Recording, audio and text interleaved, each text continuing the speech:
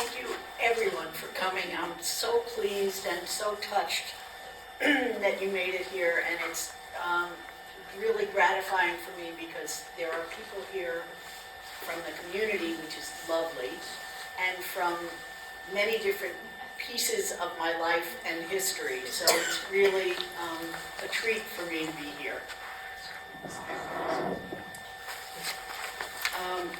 I was basically going to give you a short introduction, but that's what I had already given Jeff, and we've covered that.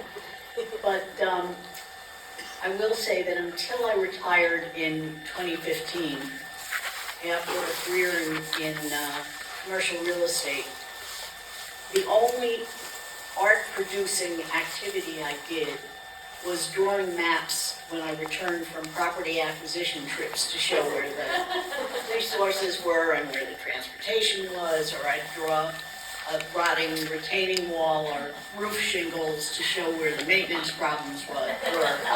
But I really didn't do any artwork. My mother was an artist and my parents were art collectors, so art surrounded me when I was young, and I never pursued it as a young adult, but I did sign up for that class at the JCC immediately after I retired. It was very scary to me because I didn't have a plan B. That was the only thing that was on my list of to do when I had the time. I liked the class very much. It was a sketch class at the JCC.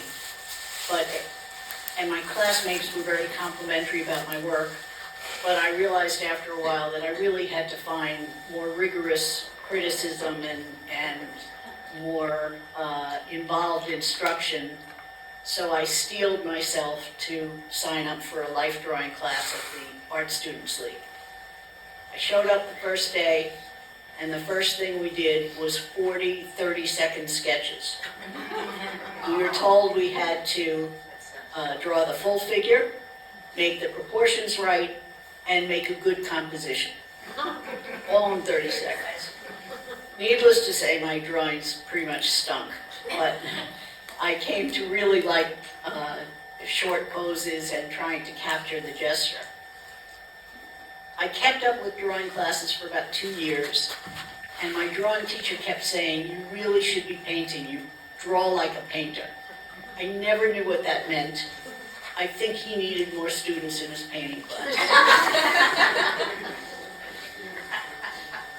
So I thought I'd talk to you today about my process, starting with how I found some of the subjects of my paintings, and then moving on to show you how I actually create the finished product. I'm always on the lookout for painting opportunities. I find subjects anywhere and everywhere, and I'm also often very surprised by something very simple or routine that I can find in unexpected places or just anywhere, everywhere. Interesting shapes or bright colors, complex patterns, or cool-looking shadows are the kinds of things that really attract my eye, and they can elevate ordinary objects into something worth capturing in a painting. Sometimes seeing multiples of unremarkable objects will also make something more noteworthy and make a good composition. At times, if I zoom in on something, that'll make a compelling composition. I try to scrutinize the visual elements of an item, not the meaning of it or the function of it, and really just see it optically and not intellectually.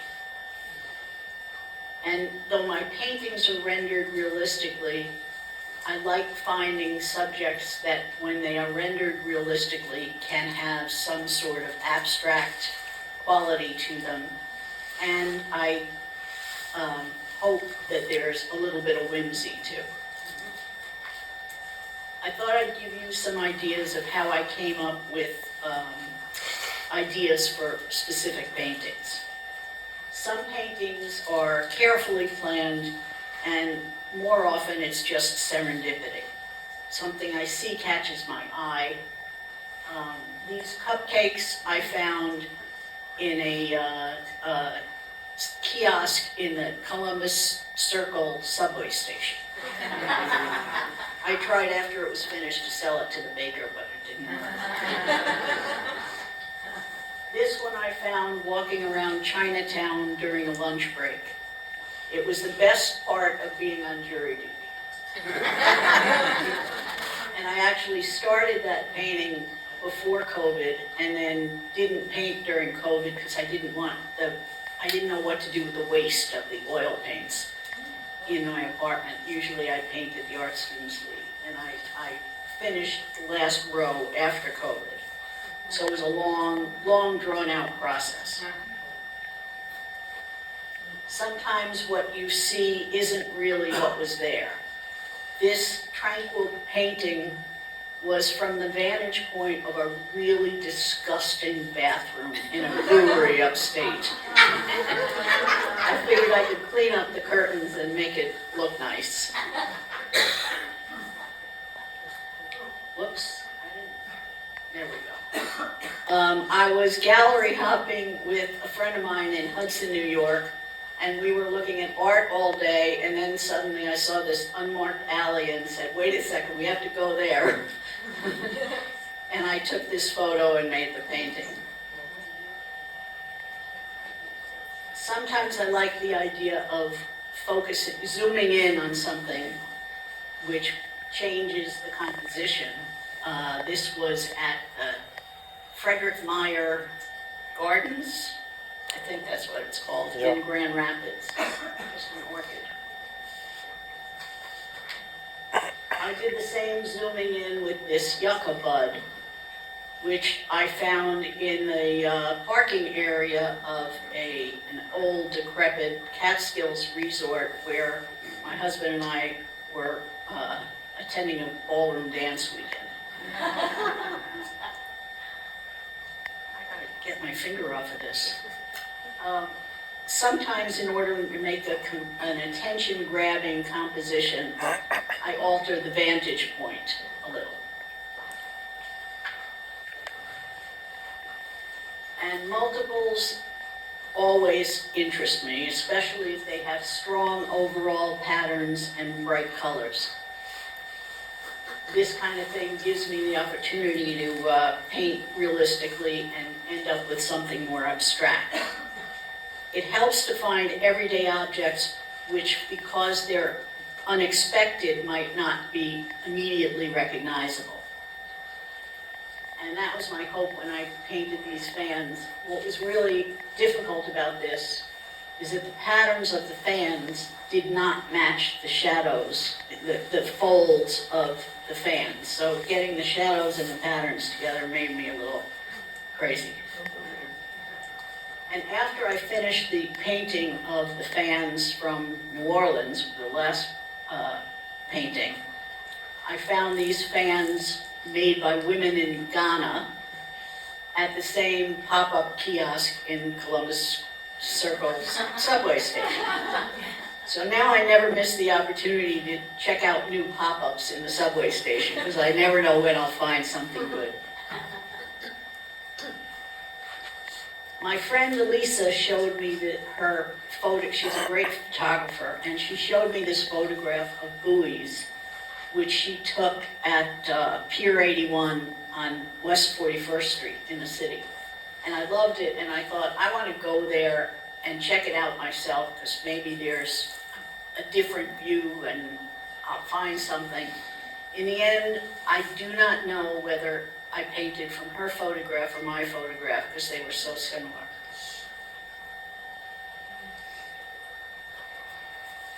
Sometimes I have an idea for a painting of a specific object that I think would be colorful or whimsical, and then I try to find a suitable image, either in real life or in a photo.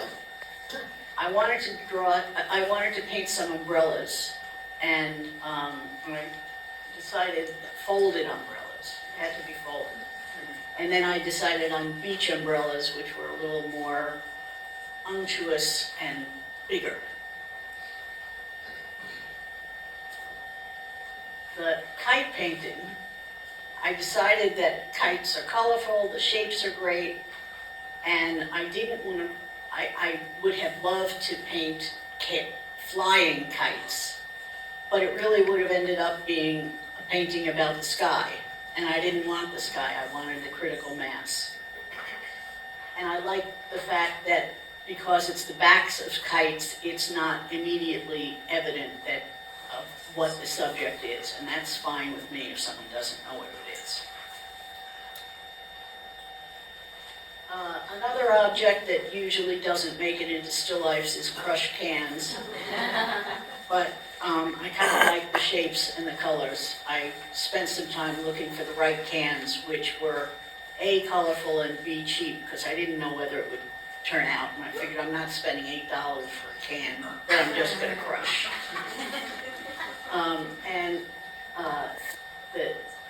We had just, when I did this, we had just painted our entryway bright red. So I set up the still life right in the entryway.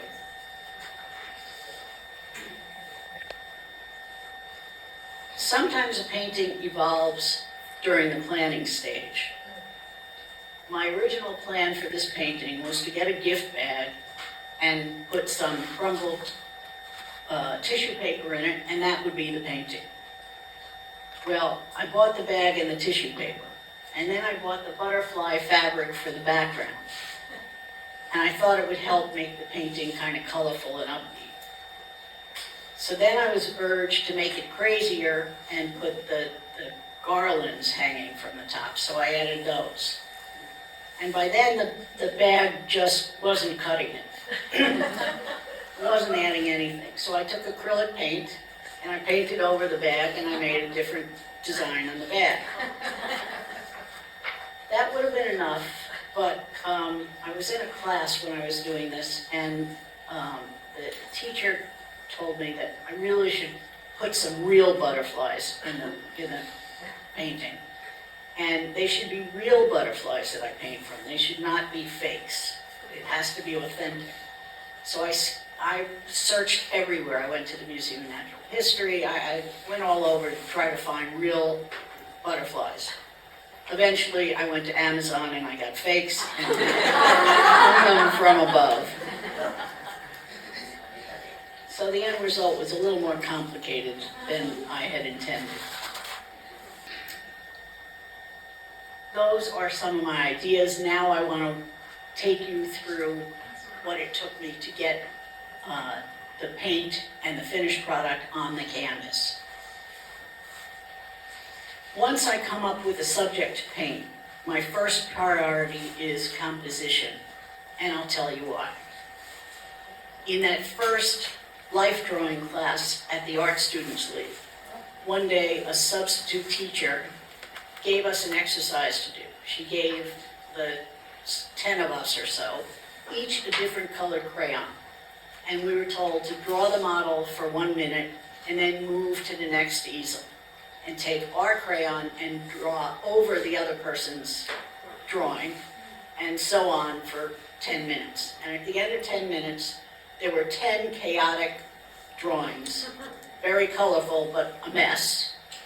And we put them all up on the model stand and we voted on which one we thought was the best. And everyone voted for the same one. And the teacher pointed out, this is not the one with the best proportions. It's not the one with the best form, it's the one with the best composition. So when I start painting, composition is very much a priority for me. Hand in hand with composition is the size of the painting. Here, my decision is often very largely economical. I learned very early that custom-made frames are exorbitant. So if you do something in a size where you can buy a pre-made frame at the end of it, you save a lot of money. So I try to stick to particular sizes of my paintings. And I often paint from photographs. So reproducing photographs is something I had to find a good system for. As it turns out, these are real technical secrets. The printers at CVS make really nice enlargements. And you have to, when you do go to CVS, you have to be sure that your source image has the same proportions as the enlargement that you're going to get out of the machine. Because if you don't, the printer will stretch your image to fit their piece of paper. So when I'm working out my compositions, I'll crop the image to a 4:5 ratio, make an 8:10 enlargement, and then either a 16:20 or 24:30 paint. And once I have the photo, I go to Staples and I make a few color copies so I can just draw and make markings all over the color copies rather than drawing all over the photograph. And I like to draw out the design before I start painting. I'll draw a 4:5 grid on the canvas and on the image. That's when the cheap Xerox comes in handy. And on tracing paper. I use tracing paper to draw the image, my sketch for the painting, because it's easier to erase on tracing paper than it is on canvas, and I make a lot of mistakes and a lot of corrections. So here's the drawing that I made for the crushed, for the glue.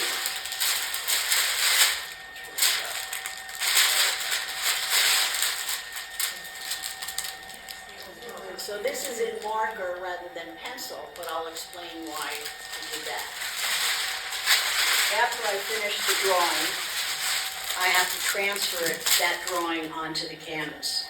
And I do it using transfer paper, which is it's like carbon paper. And it comes in a variety of colors. It comes in graphite, comes in blue, white, red, yellow, I think. And the graphite is the most available, so that's what I usually use. But if you use graphite behind tracing paper, you can't see your pencil lines. So before I start, I put marker over the pencil lines, and then I transfer it that way. So, for instance, what I do is I put the transfer paper in between the canvas and the tracing paper, and then I trace over it. Well, if you use a pencil to trace over it, you can't see where you've been. So I either take colored pencil where I can see where my marks are, or a pen, and then I can feel it with Braille. But that way I can tell easily without lifting up the whole thing where I've hit and where I've missed. Now, let me admit that that is the most compulsive way to approach a painting, and I can't really justify it, but it works for me. But once in a while, a design is just too complex to do that, which was the case with this painting of a bed with sheets. There was no place, there was no outline here. So I decided to just go for it and put the paint on canvas. I did make a grid on the canvas, but the design relies on highlights and shadows to form the folds in the fabric. And for much of the painting, this color scheme is largely those light blues. There's a local color or mid-tone and a light and a dark. So I prepared more than this, but that's what I saved. I prepared a palette with the different shades of blue. And I kept that on the palette so that day by day I could reproduce those colors. And later I prepared the same range of colors for the reds and the ochre. I still relied on the grid system, and I started painting for whatever reason in the lower left-hand corner and dealt with it one square at a time. And my first pass on the painting was very light and tentative. I would make corrections once the rough idea was painted in. I did draw a few lines on the canvas from time to time as a guide, but mostly I went inch by inch through the image that I was copying. And when it got tougher, sometimes I'd tape the photograph to the canvas so I could really study it closely. I continued doing one section at a time. And finally, when I painted in the dark colors around the pillows, I felt that I could capture the contours of the pillows well enough to keep going.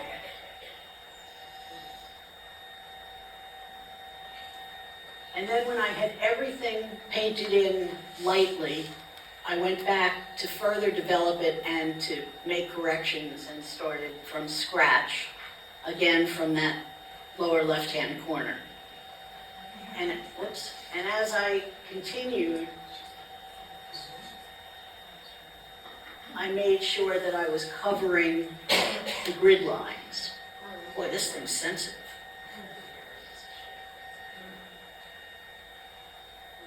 Where are the grid lines? The grid lines show up on some of these. I don't know.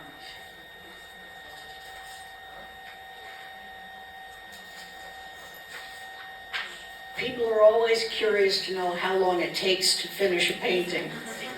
So I figured it out, and I think this took me about 24 days, about 3 hours at a time, spread over 2 months to complete. That's the extent of what I can think of to share with you that you want to hear, but I want to thank you all again for coming, and if there are any questions, I'd be happy to answer them.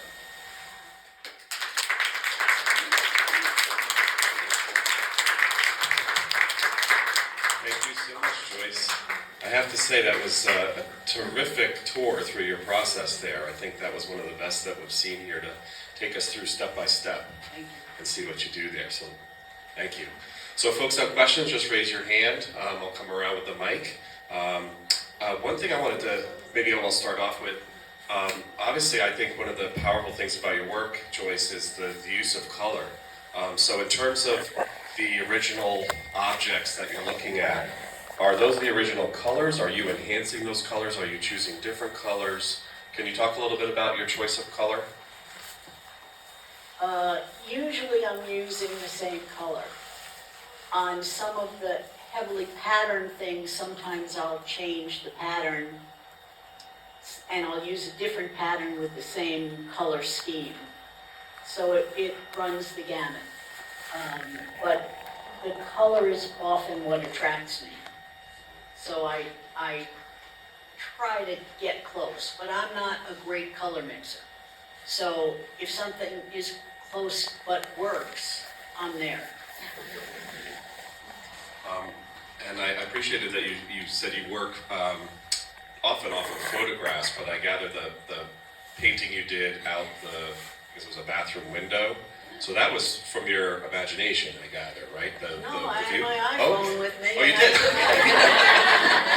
Sorry. And I took a picture because I thought that those curtains are beautiful. I could make a nice painting out of that. Gotcha. Oh, you have a question over here. How long did it take you to make the longest painting?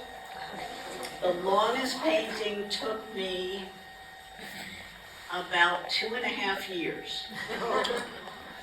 It was the painting of scarves with the little sign of 3 for $5, because I started it before COVID, and then I didn't paint during COVID. So for 1.5 years, I didn't paint. And then as soon as I could get back into a class, I painted the rest of it.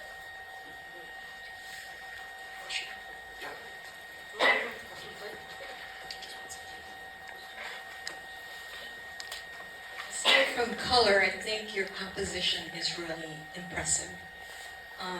Having not gone to art school, did you take a class in composition, or is that just an innate ability on your part?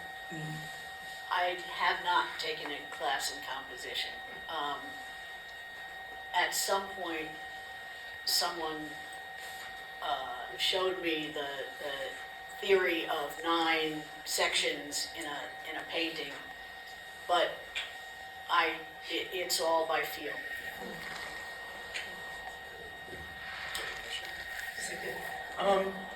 You didn't show it, but I loved the painting of the red cabbage in the suitcase. And the element of surprise and the composition, I think, are just wonderful. What gave you the inspiration to paint it? I saw something similar in a Bon Appetit magazine. I'm always looking through magazines, and in fact, one of my very favorite paintings, which is now in someone else's hands, was a honey jar. And that was from a photograph this big that I found in the Sunday magazine section of the Financial Times.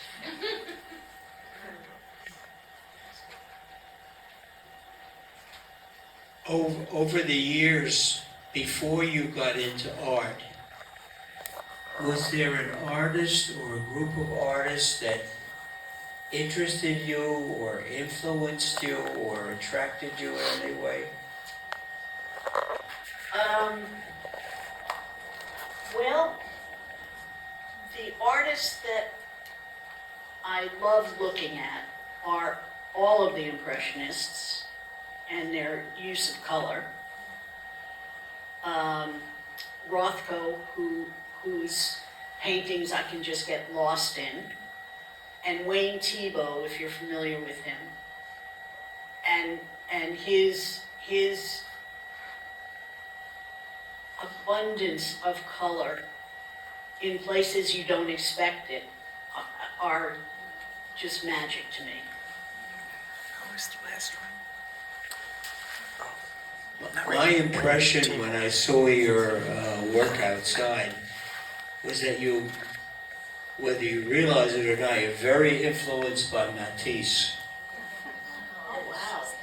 Both in the fabric that he painted and the colors, the brilliance, and the arithmetic feelings that he creates with the incompatibility of shapes and designs and color. That is one of the nicest things anyone's ever said to me.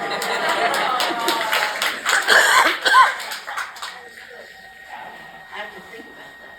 Yeah, another question back here. Hi, as your dance friend and a 48-year-old resident of Port Washington, I have a million questions, so I don't know which one to ask now. But anyway, I guess I'll start out. You've only been painting since 2000, or doing any artwork since 2015. Do you already have your different artistic periods? I was totally shocked when I saw what you had out here, because they were so different from what I've seen at your previous shows. And now the colors are much different, the subjects. And I have to tell everyone, her imagination, what she puts together, is absolutely amazing. You have to see more. But anyway, my question about your periods. Are you already sort of not doing that anymore and onto this, and not doing those colors as much, but onto these, or is there? Thank you.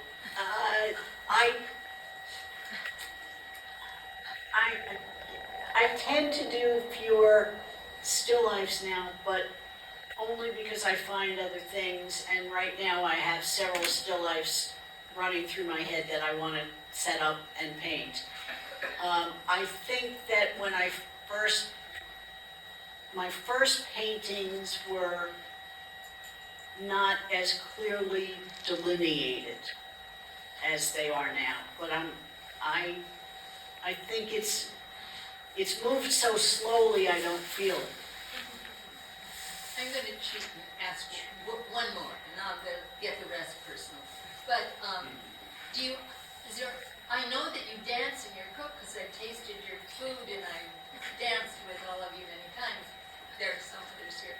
But do you spend most of your time thinking about what the next painting will be, and oh my God, I have to do that? It's the way you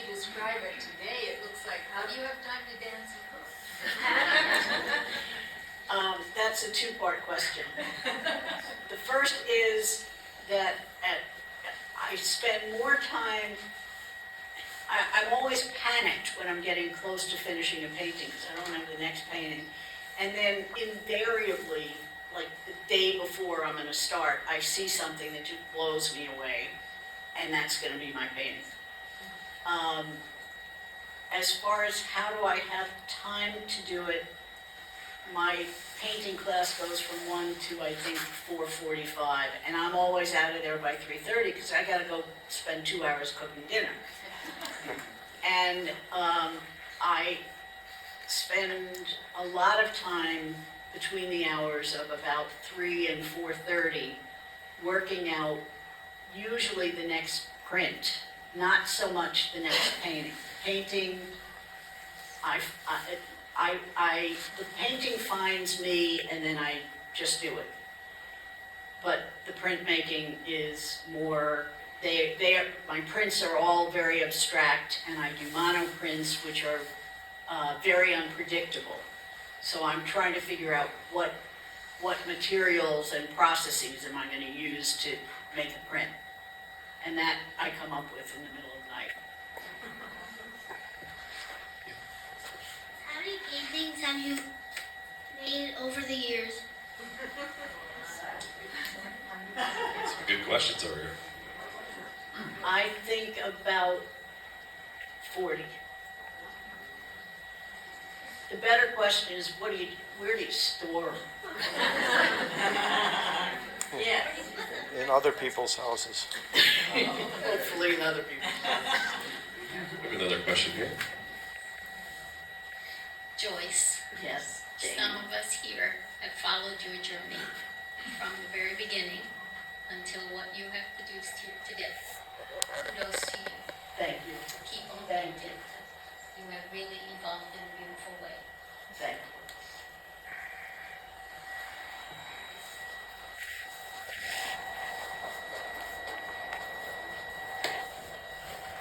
Any paintings, prints that you've abandoned or that you couldn't find a resolution for? Yes.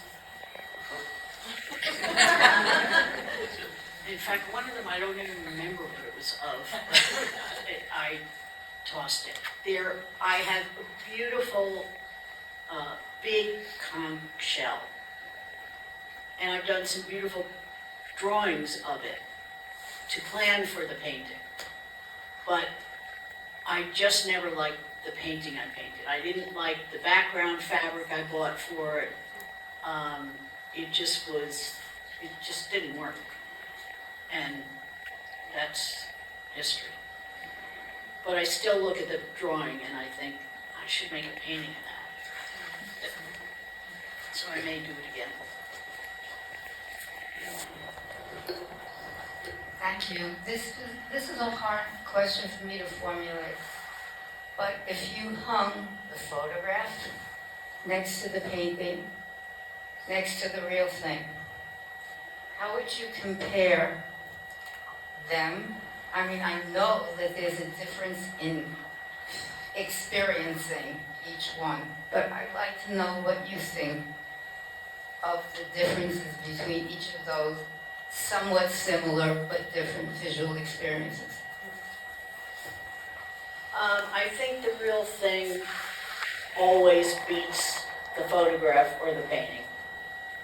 It's more vivid, the colors hit your eye differently, and I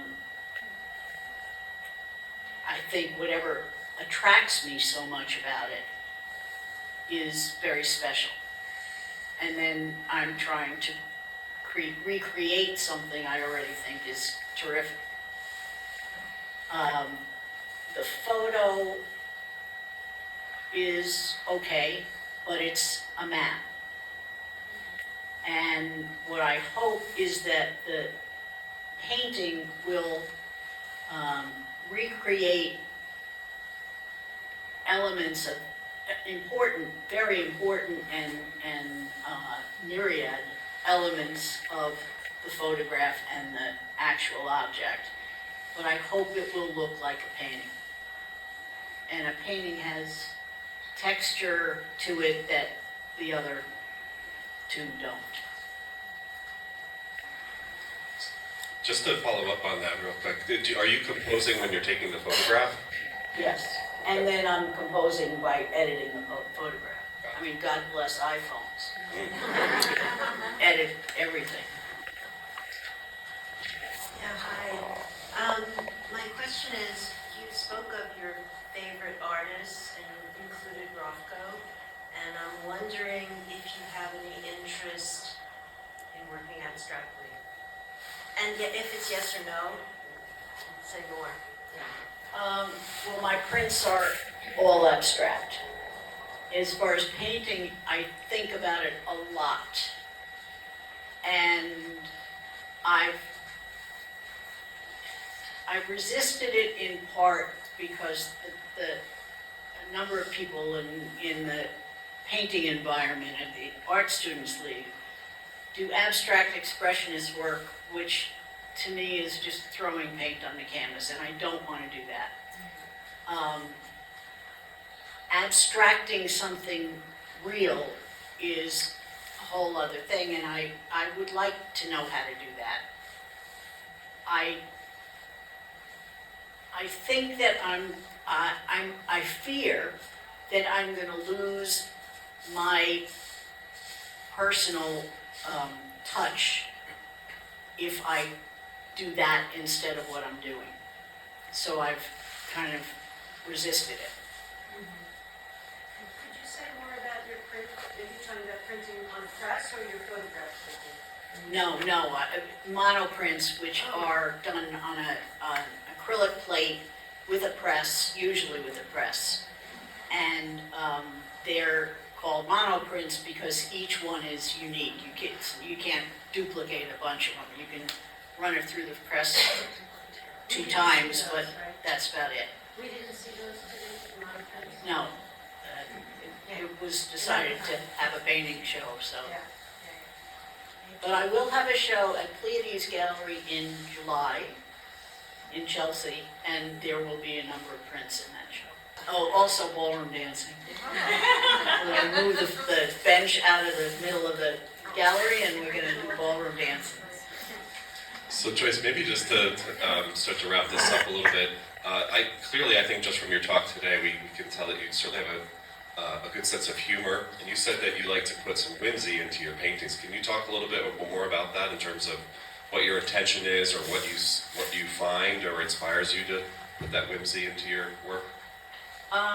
There was someone who came into the Pleiades Gallery when I had a show there and said, "These are just so happy and pleasant." And I thought, that's a really nice thing to hear. What I do think about in terms of should I do abstract work, and I think sometimes, shouldn't I do something with some sort of social or political message, because the world is falling apart here, and how can I not address that? But this is the avenue I chose, and it's a legitimate avenue, and in another lifetime I'll do it differently. But those of us who don't paint.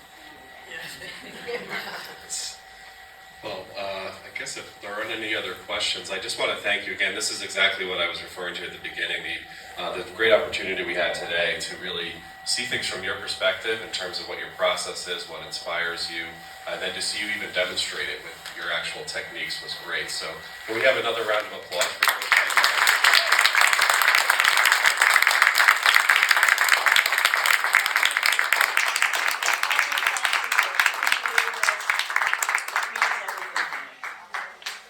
Thank you, Joyce. We still have some refreshments in the back, so please enjoy.